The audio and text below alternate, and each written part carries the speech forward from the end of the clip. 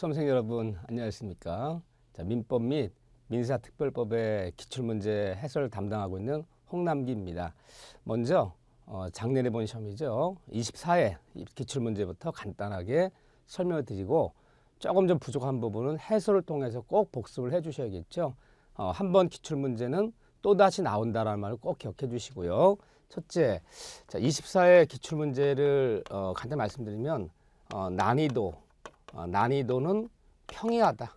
평이하다는 얘기는 기본 난이도라는 얘기는 좀 쉽다는 편이에요. 이렇게요. 뭐 상중하를 논하자면 굳이 말하자면 중급이었다. 이렇게요. 또 좀 구체적으로 좀 살펴보면 사례 문제가 최근 이렇게 민법의 사례 문제가 조금 줄어들고 있죠. 문장이 너무 장황하지 않고 좀 간략하게 좀 지문은 좀 짧게 줄어들고 있죠. 사례 문제가 11문제. 자, 그런 다음에 이런 단다시 문제라 부르죠. 간단한 단다시 문제가 9문제 나왔는데 이런 말씀 왜 드리냐면요. 사례 문제는 판례 문제예요. 판례를 사례화시킨단 말이에요. 판례가 있는 걸 사례화시키지 판례가 없는 것을 사례화 만들지 않는다. 판례가 곧 사례 문제다. 단다시 문제는 법조문을 얘기하는 거예요. 아주 기본적인 개념이지만 법조문을 봐야겠죠. 그러니까 민법 공부할 때 법조문을 살펴보고 마지막은 거기에 해당되는 판례를 챙겨야 되는 거예요. 자, 이렇게 9문제가 나왔고요. 특이한 점은 이 법률행위 파트예요. 원래 법률행위 파트가 평균 2-3문제 나오는데 이번 24회 때는 법률행위가 5문제 나왔다는 특이점이 있어요. 이 법률행위 파트 5문제 나온 적 한 번도 없는데 이 파트 이렇게 문제 많이 나왔다는 게 특이점이고요. 또 하나는 우리가 주택임대차라 부르죠. 줄여서 주임법, 상가보호법, 상임법. 자, 여기가 3문제 나오는데 올해는 24회 때 1문제밖에 안 나왔죠. 왜 그러냐면요. 이 주임법, 상임법이 2013년 12월 말일에 시행령이 개정되는 거죠. 근데 시험은 10월 달에 봤단 말이에요. 개정될 내용이기 때문에 묻질 않았다. 근데 보통 평균적인 기출문제는 여기서 3문제 나오는데 24회 때는 1문제밖에 안 나왔던 특이점이 있어요. 개정을 앞두고 있기 때문에 내기가 좀 곤란했다는 거죠. 자, 이렇게 돼 있는데 그럼 한마디로 24회 문제를 총평하자면 저는 총평하고 싶어요. 이 중개사 민법 문제는 첫째, 부동산 민법이다. 뭘 묻든 부동산에 관련되는 사례, 부동산에 관련되는 판례만 묻는다. 이렇게 정의를 내리고요. 두 번째, 판례가 곧 문제이다. 판례가 문제이다. 자, 어느 파트든 판례가 제일 중요해요. 왜 그러냐면요. 24회 때도 전체만 살펴보면 40문제 중에서 이 30문제가 판례 태도를 결론을 알아야지 맞출 수 있었단 말이에요. 그렇기 때문에 여러분들이 어느 교재를 공부를 하시던 개념을 잡으시고 거기에 해당되는 법조문 보시고 근데 마지막에는 판례 태도를 정확히 판례를 꼭 챙기셔야 된다. 판례가 곧 시험이다. 이 생각하셔야 돼요. 자, 이런 특징을 말씀드리고요. 간략히 1번 지문부터 1번 문제부터 설명을 드리면 자, 이렇게 어렵지 않은 문제는 여러분이 뭐 교재를 찾거나 해설 통해서 해결할 수 있는 문제는 간단하게 정답만 해설 드리겠습니다. 자, 1번 문제는 의사표에 관한 설명 틀린 것은 정답은 1번이었죠. 아주 뭐 기본적인 난이도죠. 이 정도는. 자, 1번에 진의한 의사표시는 우리가 진의한 의사표 다른 말로 비진의 표시. 그렇죠. 다른 말로 심리후보 107조죠. 농담, 거짓말. 마음에도 없는 거짓말 하는 거죠. 진의한 의사표시는 무효이다. 이게 틀렸죠. 107조에 진의한 의사표시도 유효하다. 원칙은 유효하고 다만 상대방이 진의 아님을 알거나 알 수 있을 때 그때는 무효이다. 아무런 말이 없으면 원칙을 묻는 거죠. 비진의 표시도 유효하다 그래야죠. 1번은 틀렸죠. 자, 정답은 간단한 문제였죠. 자, 두 번째 문제는 완전히 판례 문제죠. 아주 유명한 문제죠.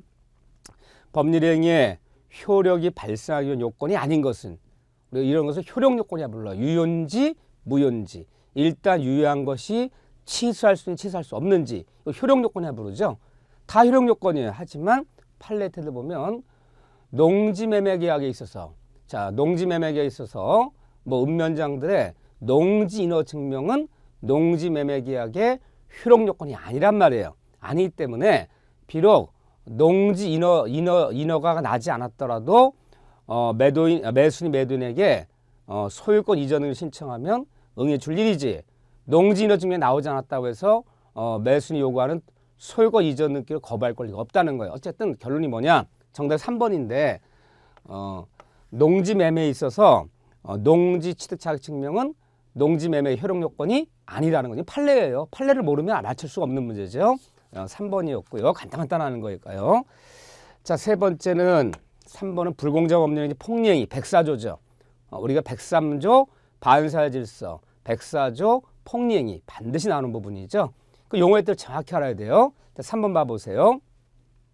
불공정한 법령에 관한 설명으로 틀린 것은, 자, 정답이 우리 1번이 틀린 건데, 우리가 폭리가 되려면 당사자의 궁박 또는 경솔 또는 무경험에 빠진 상태를 상대방이 알고도, 뻔히 알고도 그 이용해 먹겠다는 고의를 가지고 현저하게 불공정한 행위했을 때는 폭리는 무효이다 이렇게 얘기를 해요. 그런데 거기서 궁박이란 경제적인 것에 하나하지 않고 뭐 정신적이건 심리적이건 쫓기는 걸 이용하면 다 궁박이 되는 것이고요. 무경험이란 특정 영역에 있어서 특정한 지식이 부족한 게 무경험이 아니라 보통 사람들이 요구하는 보통의 지식이 부족한 게, 보통이란 말이 들어가야지 1번 지문처럼 무경험이란 거래 일반의 경험 부족을 말하는 것이 아니라 해당 특정 영역에서의 특정한 경험의 부족을 말하는데 틀린 거예요. 이것이 아니라 완전 말이 바뀌었어요. 우리가 백사폭리에서 말하는 무경험이란 보통의 거래 영역에서 보통의 지식이 부족한 게 무경험이지, 특정 영역에서 특정한 지식이 부족한 게 무경험이라는 얘기가 아니다. 1번은 뭐 틀린 거죠. 자, 이렇게 좀 그 법조문에 있는 글자를 정확히 한자 한자 푸는 거, 이런 문제가 10문제란 말이에요. 법조문을 정확히 이렇게 글자를 하나씩 풀어볼 수 있는 거, 그 능력을 기르셔야죠. 이런 문제 틀리면 아까운 거죠. 자, 1번이었고요. 자, 4번 문제를 보면, 자, 4번은 상급 문제죠. 이런 문제는 난이도가 굉장히 높은 문제예요. 사실은 4번 같은 문제를 내가 뭐 정확히 뭐 찍어서 맞힌 것이 아니라 풀어서 맞힌다, 그런 민법을 시험장 가면 85점 이상 나오는 실력이죠. 항상 상급 문제가 4문제 내지 5문제 섞여 있는데, 제가 강조하는 것은 이 상급 문제 틀려도 된다는 거예요. 우리가 절대평가죠. 60점만 넘으면 되는 것이지 뭐 상대평가 아니기 때문에 고득점에서 서울대 연고대 가는 수능시험이 아니다. 상급은 버려도 좋다. 뭐 맞추면 감사하지만요. 자, 이번 시험에서 굉장히 어려운 문제였죠. 이 4번 사례 문제는 보면 여러 가지 결합돼 있어요. 일단은 부동산 이중매매, 부동산 이중매매랑 또 하나는 차고예요. 차고 문제랑 또 하나는 법의 해석이라는 게 있어요. 해석. 해석에서 자연적 해석, 규범적 해석, 보충적 해석. 그래서 이 법률행위의 해석 문제, 이 세 가지가 짬뽕돼 있는 거예요. 제가 볼 때는, 개인적으로 볼 때는 24회 기출문제에서 가장 어려운 문제를 꼽으라 그러면 저는 4번 문제를 꼽겠어요. 가장 수준 있는 문제였죠. 이 정도면 사법고시에 해당되는 문제죠. 자, 한번 읽어볼까요? 갑은 을에게 엑스토지를 제곱미터당 98만 원에 매도하려고 했는데 잘못하여 청약서에는 89만 원이라고 기재했어요. 내 마음은 98만 원이었는데 표시를 할 때 뒤집어서 89만 원으로 기재했다. 이거 표시상의 착오라 부르는 거예요. 내 마음은 98만 원, 계약서 표시는 89만 원. 표시상의 착오를 일으켰죠. 기재하고 이에 대해 을이 승낙하였다. 하여튼 모든 사례 문제 나오면 사례 문제는 천천히 읽으면서 그림을 그려야 돼요. 갑이 을에게 98만 원에 판단한 마음을 가지고, 평당 제곱미터당 98만 원에 판단한 마음을 가지고 계약서는 89만 원 기재했다. 을이 승낙했다. 그 이 토지의 시가가 제곱미터당 158만 원으로 폭등하자 갑이 병에게 토지를 제곱미터당 158만 원에 또 매도했다. 또다시 병한테 158만 원에 매도했다. 이중매매죠. 하나의 토지를 두 사람한테 팔았단 말이에요. 부동산 이중매매도 일단은 유효하다.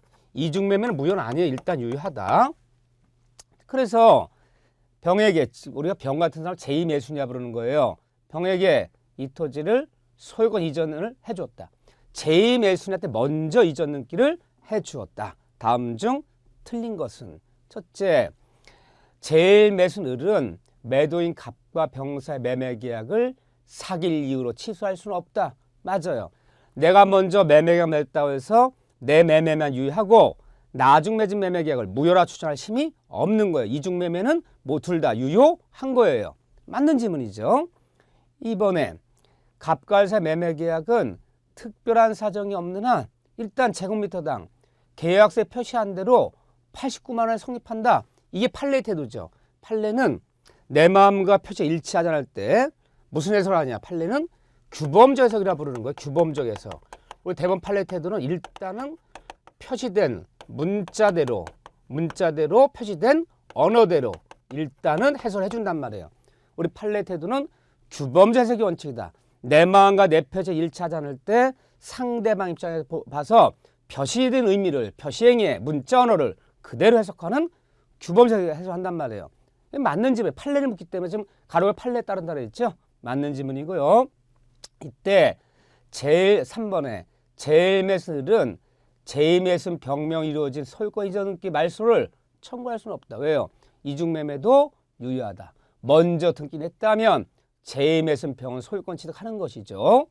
네 번째, 만일 매도인 갑과 제1매수는 제곱미터당 98만 원으로 마음과 마음을 합의했으나 계약서에는 제곱미터당 89만 원 기재되었다면 매도인 갑은 착오를 이유로 이 매매계약을 취소할 수는 없다. 이게 자연적 해석이죠. 이 자연적 해석에서 내 마음과 네 마음과 내 마음이 일치했다면 계약서에 잘못 표시했더라도 마음과 마음을 일치한 계약으로 유효하다. 이게 자연적 해석인데 자연적 해석에서 절대 쓰면 안 되는 용어가 착오원인으로 취소하여 이다 쓰면 안 되는 거죠. 그렇죠? 자연적 해석에서는 무슨 문제 벌어지지 않는다? 착오의 문제는 벌어지지 않는다. 꼭 기억해 주셔야 돼요. 굉장히 어려운 질문이에요. 자, 5번에 만일 매도인 갑의 배임행위에 적극 가담한 병으로부터 제2매수인이 매매를 가담 권유했단 말이에요. 병으로부터 선의의 정이 이 토지를 취득하였다면 선의의 3자 정은 갑과 병사의 매매계약 유효를 주장할 수 있다. 왜 틀렸냐? 적극 가담 권유한 이중매매는 103주만은 무효이다. 정의가 있는 반환은 가담과 이중매매는 103주만 무효다. 103주 무효는 절대적 무효죠. 103주 무효는 절대적 무효예요. 절대적 무효. 절대적 무효에서는 누굴 보호하지 않는다. 그 다음 사람이 선의의 제3자가 보호받을 수가 없어요. 따라서 가담과 이중매매가 병명의 등기가 103주 무효라면 다음 사람은 선이더라도 보호받을 수가 없는 거예요. 선의의 3자 정하태도 언제나 무효가 되는 것이지 선이라고 해서 정의, 유효를 주장할 수 있는 권리가 없다. 이런 무효는 무슨 무효? 103절 무효는 절대적 무효다. 이렇게 부르는 거죠. 이거 굉장히 어렵지만 이 정도 문제를 한 지문 한 지문 풀 수 있다. 그래 버리면 뭐 민법은 완전히 뭐 초인류죠. 85점 이상 되는 문제였다. 참 문제 제가 볼 땐 좋은 문제지만 수험생 입장일 때는 굉장히 어려운 문제이기 때문에 이런 정도 문제를 만나면 지문도 만만치 않고 여러 개 판례 섞이기 때문에 일단 시험장은 패스를 시켜야 돼요. 괜히 이거 푼다고 3분, 4분, 5분 걸려서 풀어봤자 맞히기도 힘들고 시간만 걸리는 거죠. 그래서 40문제 전부를 맞히려고 하지 말아라. 40문제 중에서 너무 어려워 보이는 문제, 너무 지문이 길고 복잡한 문제, 4-5문제는 일단 패스해라. 그렇죠. 우리 60점 맞는 게 목적이지 80점 맞는 게 목적이 아니잖아요. 자, 명심해 주시고 가장 어려운 문제였죠. 자, 5번 문제를 보면 단다시 문제죠. 이런 개념들은 항상 기초 개념이죠. 오히려 단다시 문제 더 어려워요. 오히려 지문이 이렇게 나오면 읽다가 좀 맞힐 수도 있는데 짧은 문제 물으면요. 뭘 묻는지 모르죠. 항상 단다시 문제는 가장 기본 개념이다. 그러니까 기본을 중요시 여기자. 자, 5번에 법률의 종료랑 연결 중 틀린 것은 정답이 2번이었는데 그러니까 2번이 왜 틀린 거냐. 자, 2번에 보면 상대방 없는 단독행위. 우리가 단독행위는 상대방 있는 단독행위가 없는 단독행위 있는데 상대방 없는 단독행위를 외워주시는 게 좋아요. 유원, 유중. 재단법인 설립행위, 소유권, 점유권, 상속의 권리의 포기. 이 세 단어예요. 유언, 유증, 재단법인 설립행위, 소유권, 점유권, 권리의 포기는 없는 단독행위죠. 계약의 해지, 취소, 철회 이런 건 상대방 있는 단독행위죠. 요 정도 문제는 암기 문제였어요. 이렇게 암기 문제 잘 안 나오는데 40문제 정도, 한두 문제 정도는 이게 암기가 필요한 문제가 나오죠. 이렇게요. 정답은 2번이었다. 이거는 계약 해제는 있는 단독행위죠. 자, 그런 다음에 6번 문제를 살펴보면 대리에 관한 설명으로 틀린 것은, 자, 이런 문제는 어려운 문제는 아닌데 깜빡하기 쉬워요. 깜빡증이지. 이게 뭐 공부를 정상에 하신 분이 너무 어려워서 틀리다 이런 문제는 아니에요. 정답이 1번인데 그럼 1번이 왜 틀렸나 볼까요? 자, 1번에 복대리는 그 권한 내에서 대리인의 이름으로 법령한다. 복대리는 선임은 대리인이 하지만 그렇지만 복대리는 본인의 대리인이지 대리인의 대리인이 아니죠. 따라서 복대리 나가서 계약 맺거나 법령할 때 누구 이름으로? 본인의 이름을 써가면서 해야지 대리인의 이름으로 하는 게 아니죠. 복대리는 누구의 대리인이다? 복대리는 본인의 대리인이지 대리인의 대리인이 아니다 그래야죠. 1번은 틀렸죠. 자, 그런 다음에 7번 문제가 이게 논란거리예요. 7번 문제가 이게 이제 이신청도 많이 들어갔고 이거 복수응답 인정해 줘야 되는 거 아니냐? 이거 모두 맞게 정답 처리해달라. 아주 좀 이번 24회 시험에서 가장 논란이 있었던 문제가 7번 문제다. 제 개인적으로 볼 때도 7번 문제는 모두 정답을 그냥 처리해 주면 맞을 것 같아요. 얘가 문제가 좀 명확하지 못했어요. 그런데 이 신청을 받아주진 않았어요. 이렇게요. 자, 약간 문제가 있다. 7번 문제도 애매하단 말이에요. 이게 약간 문제 제가 볼 때 명확치 못한 문제를 냈단 말이에요. 자, 그렇지만 뭐 이 신청 안 받아줬기 때문에 관리공단에서 발표한 정답대로 하겠습니다. 자, 범위 효과가 확정적이지 않은 거. 확정적이지 않은 것을 유동적이라 부르는 거예요. 유동적 유효, 유동적 무효. 일단은 유효하지만 나중이라도 취소당할 수 있는 거. 취소해버리면 소급적 무효되잖아요. 취소할 수 있는 법률 행위를 유동적 유효라 부르고 일단은 효력이 없지만 나중에 본인이 추인하거나 토지가 허가 떨어지면 소급적 유효해질 수 있는 거. 토지가 허가지에 맺은 토지 매매기 허가받기 전까지 무건대리 상태가 유동적 무효라 부르는 거예요. 그럼 확정지 않은 걸 부르는 거예요. 그럼 거기서 디귿에 보면요. 상대방의 강박으로 인한 의사표시는 일단은 유효하지만 이 다음에 뭐 당할 수 있어요? 강박당한 의사표시는 취소할 수 있죠. 그러면 확정적 유효하지 못하고 유동적 유효라 부르는 거예요. 그 다음에 그 미음번에 보면요. 소유권 유보 매매라 그래요. 소유권 유보 매매는 뭐냐면요. 옛날에 월부 판매예요. 요즘 카드로 매매하는 건 그거는 카드 회사 결제해 준 거고 옛날에 70년 80년대 뭐 시계를 팔아먹었다. 뭐 백화점 백과사를 팔았다라면 매달 월세 받으러 와요. 10개월 활부 받으러 와요. 근데 계약서에 보면요. 그 월부금을 다 납부할 때까지 매수인에게 점유는 넘겨주지만 소유권은 매도인한테 있는 거예요. 그 월부금을 다 내면 소유권 넘겨주고 중간에 월부 내다가 못 내면 다시 책 가져간단 말이에요. 그러니까 확정적으로 소유권 취득할 수는 없죠. 매수인은. 그 월부금을 다 납부할 때까지는 소유권 누구한테 있다? 매도인한테 있고. 그럼 일단 소유권 확정 넘어오지 못하고 점유만 넘겨받은 상태죠. 그 월급은 다 못 내면 다시 가져간단 말이에요. 그러니까 확정적 소유권 취득이 안 되는 거예요. 그래서 정답은 디귿과 유동적 유효, 미음을 선택했는데 이 문제도 상급 문제예요. 왜 상급 문제냐? 우리는 소유권 유보 매매를 배우지 않아요. 이 시험범위 아니기 때문에. 그걸 섞어버렸죠. 이렇게요. 그래서 이번 문제에서 이것도 상급 문제였다. 정답은 디귿 미호, 정답 5번이었다. 간단하게 봐주시고요. 자, 8번 문제 보면 갑의 대린 을은 갑소의 부동산을 병에 매도하기로 약정했다. 대리 문제 나오면 그 그림 그려야 돼요. 본인이 갑이고 대리인이 을이고 상대 병이에요. 누가 대리인인지도 파악해야 돼요. 이렇게요. 이게 상대방이라 부르는 거죠. 자, 이렇게 했는데 다음 설명 중 틀린 것은 이 대리행위, 이걸 우리가 대리행위라 부르죠. 이 대리행위에서 가장 시험에 잘 나오는 것은 현명주의요. 요게 판례가 있거든요. 나머지는 법적으로 판례는 없단 말이에요. 우리 민법 115조에 대리는 나가서 대리행위할 때 본인의 이름을 나타내 주라는 거죠. 현명하지 않고 한 것은 대리인 그 자신 행위로 본다. 이 현명주에 관련된 판례들을 기억해 주셔야 돼요. 이건 뭐 최근에 가장 핫한 부분이 바로 핫한 부분이 현명주의라는 파트라는 거. 다 좋은 질문인데 정답은 5번만 틀렸네요. 5번이 만일 대리인을이 미성년자라면 본인 갑은 대리인을이 제한 능력자 이유로 이 매매 계약을 취소할 수 있다. 우리 민법 117조에 대리인은 행위 능력자를 요하지 않는다. 따라서 본인은 대리인의 행위 무능력 원인으로 대리행위를 취소할 수 없다 그래야죠. 법조문이죠. 117조. 대리인은 행위 능력자를 요하지 않는다. 정답은 5번이었죠. 이렇게요. 자, 그런 다음에 9번 문제. 자, 이런 것들도 완전히 뭐 103조 관련된 판례 문제들인데 뭐 판례를 뭐 대부분의 판례 문제지만 판례를 모르면 맞추기가 어려운 문제들이죠. 자, 103조 관련된 문제 중에서 거기 보면요. 그 다음 중 반사제법률에 우리가 반사제법률의 103조죠. 무효가 아닌 것은 정답은 4번이죠.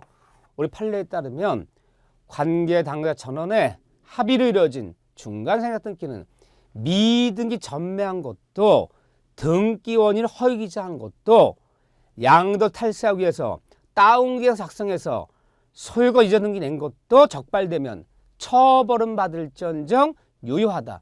미등기 전매행위가 중간상가 등기가 103조 반은 아니다. 그렇죠? 처벌을 받을지언정 단속 규정이라는 거죠. 처벌을 받을지언정 유효하다 그래야죠. 정답은 4번. 나머지는 다 103조 무효가 되는 것이죠. 이런 문제들. 그 다음에 10번 문제도 제가 볼 때는 만만치 않은 문제. 이런 문제들 우리가 약하다. 왜? 용어가 굉장히 헷갈린단 말이에요. 10번 문제도 중상급이었다. 아마 제가 볼 때 이번 기출문제 10번 정도 문제 턱 맞히더라. 그러면 이분은 무조건 시험장 가면 70점대 나오시는 분이에요.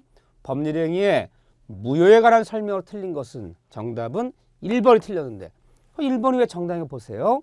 자, 헷갈리면 안 돼요. 무효인 법률행위를 추인하면 이거 무효행위의 추인이라 불러요. 우리 139조에 보면 무효행위의 추인. 무효인 법률행위는 추인하여도 그 효력이 없다. 그러나 무효임을 알고서 추인하면 추인한 날로부터 새로운 법률행위를 본다. 즉 무효행위의 추인은 무효행위의 추인은 예외적으로 인정하더라도 뭐가 없다? 소고표가 없다. 소고표가 없다. 추인한 날로부터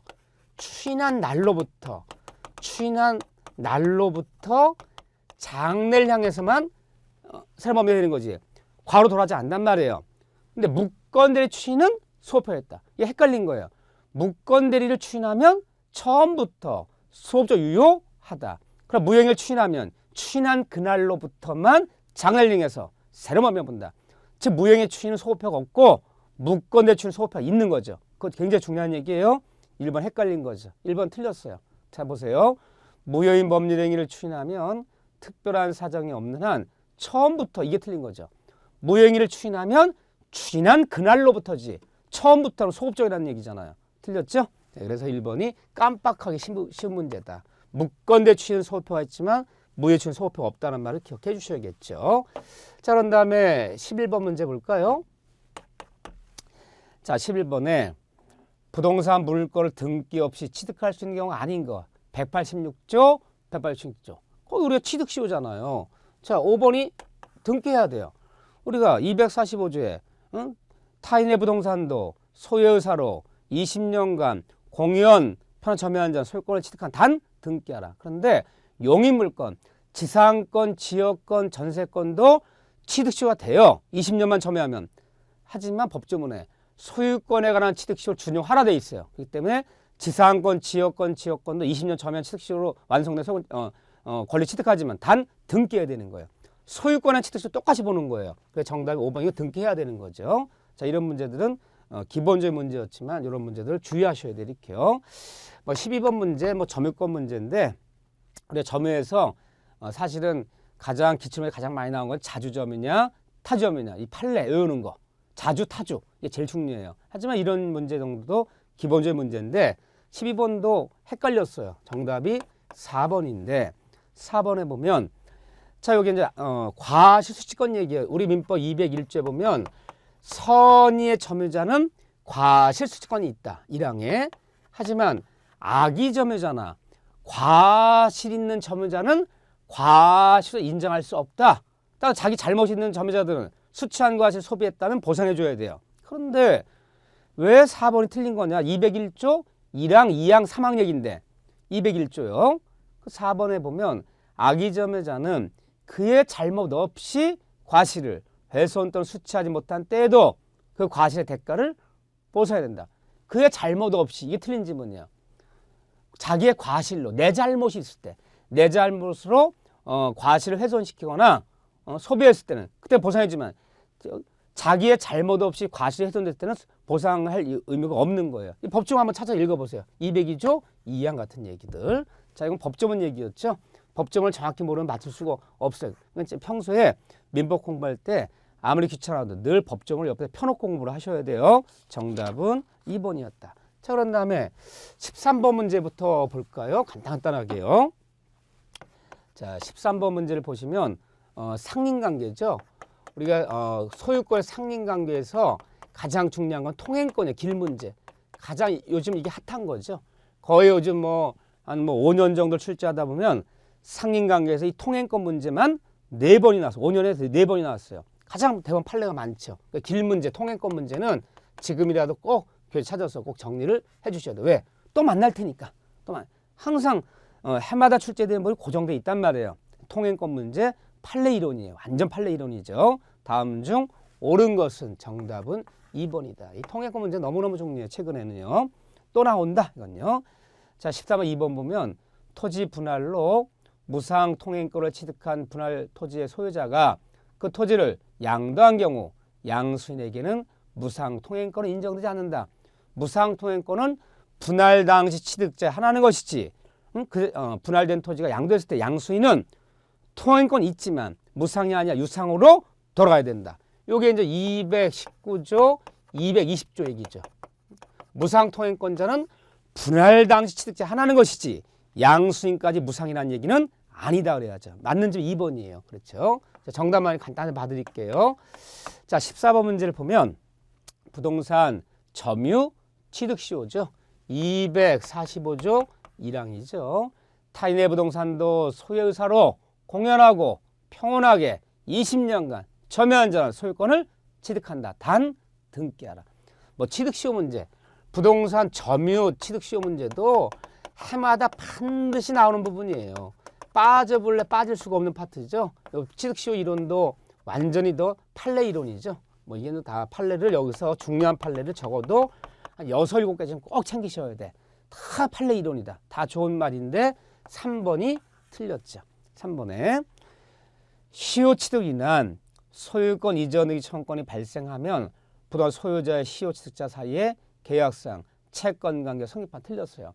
남의 딸 내 땅이라 알고 20년 점유해서 취득시효 완성됐다고 해서 점유자와 원 소유자 사이에 무슨 채권 채무가 발생한 건 아니다. 계약이 맺어야 채권 채무 발생하는 거죠. 따라서 채권의 발생이 아니기 때문에 취득시효에 절대 쓰면 안 되는 용어 채무 불이행 채무란 말은 없어요. 그렇죠. 채권 채무 발생은 아니다 그래야죠. 정답 3번이다. 어쨌든 취득시효 문제는 지금이라도 꼭 정리를 하셔야 될게요. 자 이렇게 아주 중요한 부분은 해마다 늘 기출지문이 반복돼요.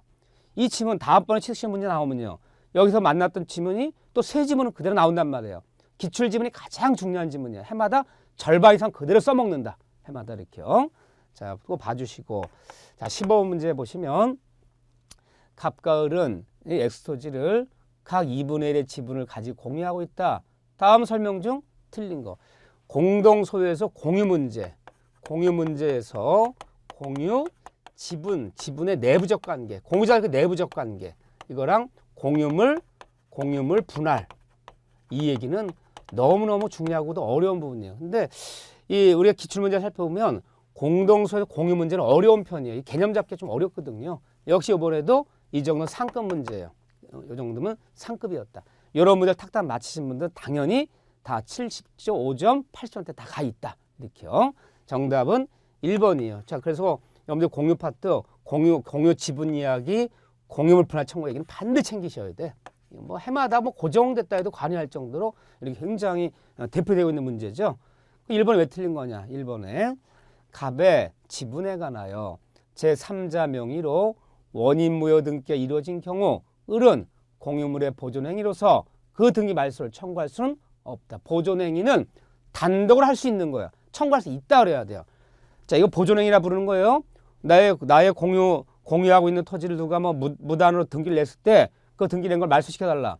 이 결과를 제거시켜달라. 반환해달라. 왜 무단 침해했니? 목적을 반환, 결과 제거, 등기 말소해달라. 이 보존행위는 누구나 단독으로 할 수 있는 거예요. 청구할 수 있다 그래야 되는 거야. 보존행위는 단독으로 가능하다. 그래서 없다 해서 1번이 틀리는 문제가 된 거예요. 봐주시고요. 자, 그런 다음에 16번 문제부터 볼까요? 자, 이 지문들이 굉장히 중요한 것들이다. 16번 문제는 물권 소멸 얘기인데 소멸에서는 우리가 191조, 법정 191조 혼동 문제 있어. 혼동. 이게 단골 손님이에요. 혼동 문제가. 좀 약간 혼동 문제가 어렵죠. 이게 수준이 좀 어렵죠. 이게. 근데 최근에 혼동 문제가 너무너무 잘 나왔는데 191조. 이것도 16번도 결국 혼동 문제인데 정답이 5번이 틀렸어요. 자, 5번 봐볼까요? 5번에 보면 갑의 토지에 을이 지상권을 취득한 후 그 토지에 저당을 취득한 병이 토지 소유권을 취득하더라도 병의 저당권을 소멸하지 않는다. 틀렸어요. 어느 토지에 저당권이 있고 그 지상권이 있고 그 지상권을 저당 잡은 사람이 있더라. 그러면 저당권자가 순위가 후순위란 말이에요. 후순위 권리자가 소유권 취득하면 후순위는 소멸하는 거예요. 왜? 소멸하더라도 자기가 손해볼 염려도 없고 타인에게 손해칠 염려가 없잖아요. 다만 1번 지상권자 취득하면 이 지상을 소멸하면 안 되겠죠. 얘가 소멸해버리면 지상과 저당 자본의 권리는 날아가잖아 이렇게요. 하지만 후순위가 취득하면 후순위는 소멸한다. 혼동에서 가장 기본적인 문제지만 생각보다 어려운 문제예요. 그래서 혼동 문제 꼭 연습이 필요하다. 이게 연습만 되면 별거 아닌데 참 용어가 굉장히 헷갈리고 어렵단 말이에요. 이렇게 봐주셔야 돼요. 혼동 문제까지 여러분들이 이거 연습이 필요해요. 혼동 문제를 맞추면 시험 문제 붙는다 봐야 돼요. 혼동 문제를 사실은 옆에다 이렇게 등기를 그려가면서 이렇게 따져보지 않아도 맞힐 정도 실력이 됐다는 것은 충분한 반복 연습이 됐다는 거예요. 그래서 제가 개인적으로 제가 중개사 민법 강의하면서 혼동 문제가 꼭 나오는데 혼동 문제를 맞춰야지 시험에 붙는다라고 생각해요. 이걸 틀리는 분은 간당간당한 거야. 혼동 문제를 맞히면 실력이 오른 거란 말이에요. 혼동 문제 191조 꼭 연습을 해주셔야 돼. 너무나 자주 나오기 때문에요. 정답물은 5번이다. 짧은 시간에 상세히 강의를 못하지만 딱딱 여러분들이 기출문제 통해서 연습을 꼭 해주셔야 돼. 자, 1강에서 여기까지 강의하고요. 다음 시간에 이어서 24회 문제 2강을 통해서 중요한 문제를 또 마무리 짓도록 하겠습니다. 자, 여러분들 수고하셨습니다.